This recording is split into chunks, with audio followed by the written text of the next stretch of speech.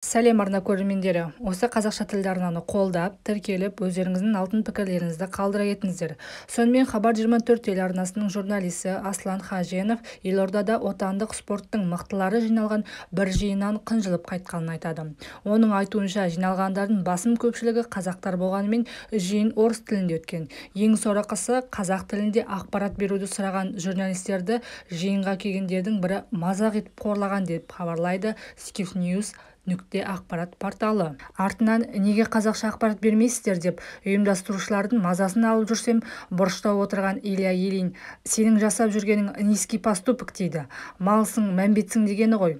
Өзім солай қабылдадым. Ауылдан шығып алып неге қыртасың деген сияқты.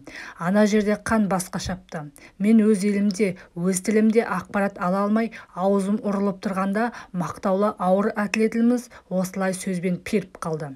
Не деген сорлымыз. Расымен де мал яки мәмбет болып тұрмыз ғой, деп жазды журналист. Оның айтуынша, отандық спортта бұндай жағдай жиі кездеседі. Дегенмен ол әрқашан қазақша ақпарат беруді талап етеді. Принципті түрде қазақша сөйлемей, ал не істей аласың деген кездер де болды. Анау-мынау спортшылар емес, ел бюджетінен жыл сайын жүздеген миллион теңге бөлінетін, солар уайымдамасын, солар қиналмасын деп барлық жағдайы жасалынатын спортшылар.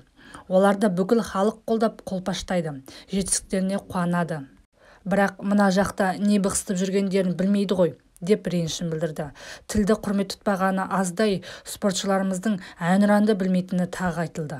Тілге түкіргені бір мысал, одан бөлек әнұранды жатқа білмейді, жарыстарға көк байрағымызды апармайды, кейін соларды талап етсең, низкий поступок жасаған болып шығасың.